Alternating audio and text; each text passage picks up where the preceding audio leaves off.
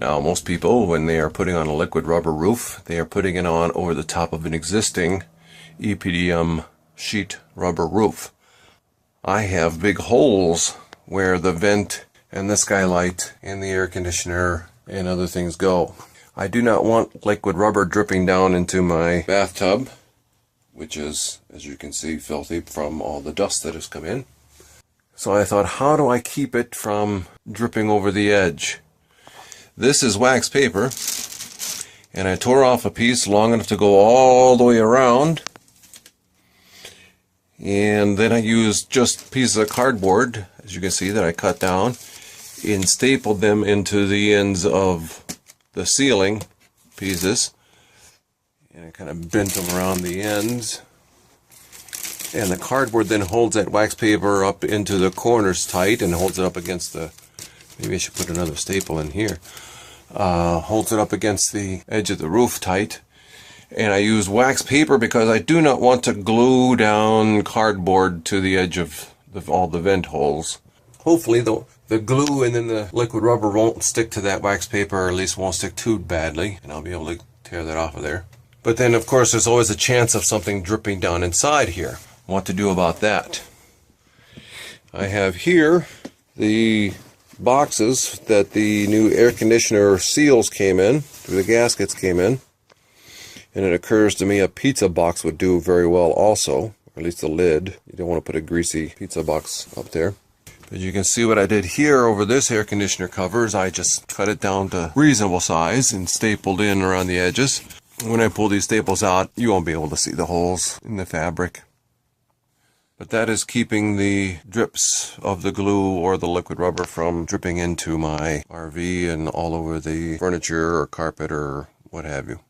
That's the plan. We'll see how well it works. The base coat of glue is a two-part epoxy, and I was warned by the manufacturer that when they were mixed together, they generated their own heat and would cure in the bucket. So I needed to move quickly. So I didn't take any time with the camera filming mixing the two parts together or spreading it out on the roof. I used an old empty ice cream bucket to mix the parts together. I just kind of eyeballed it up, equal parts A and B, and stirred it together with a stick. Seemed to work really well. It was about the consistency of a real thick Elmer's glue. This is the disposable taping knife, drywall taping knife I used, because it was cheap and I figured I'm going to throw it away. In hindsight, I would spend the extra $4 or $8 and get a metal one because this one was a little too flimsy. Of course, taping knives are.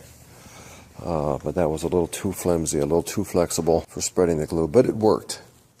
Now I also used this small disposable roller, a plastic roller I picked up for $3 or $4 at the hardware store. And I bought some extra rollers because I figured I would use this for the rubber in the corners and tight spots.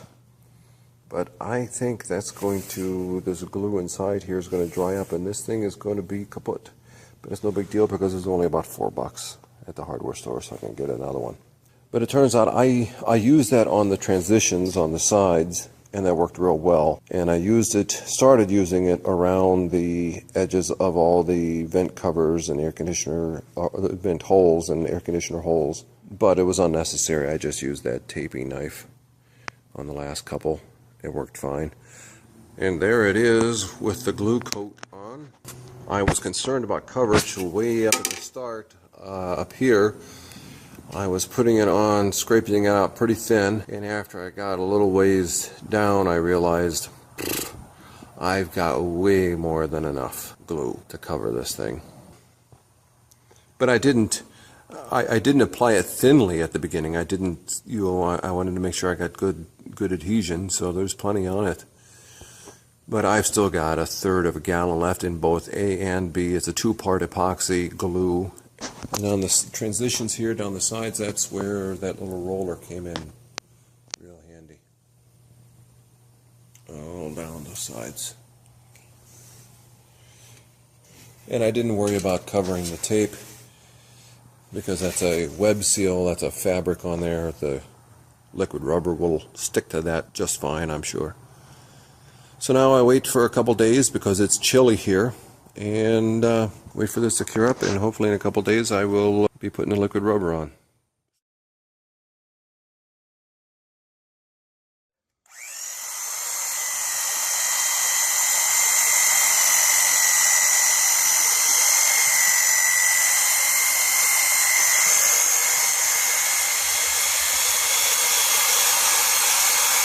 I cannot imagine using just a small standard drill. I mean, this thing is...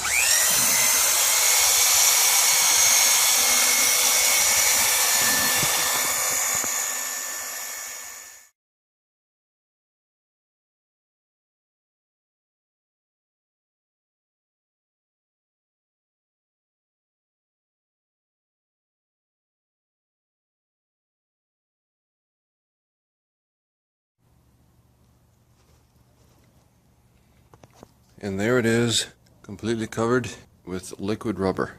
And I can see already there's a bug or something right about there that has found its way into my liquid rubber. Stinking little... Maybe I'll drag a ladder around to the side there and see if I can pick that out. I had way more rubber than I needed. It is very thick on here. They said to get it at least 40 mil. I have it probably twice that thick. Up front it's probably about 50 or 60 mil, but back here I realized I was going to have way more than I needed, so we were putting it on really thick.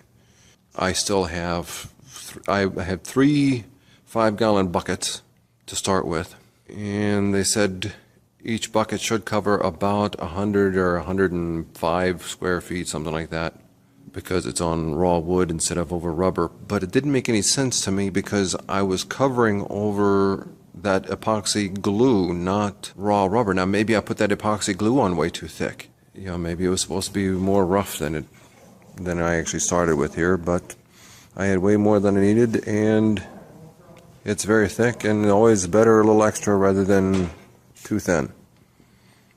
We'll see how it goes.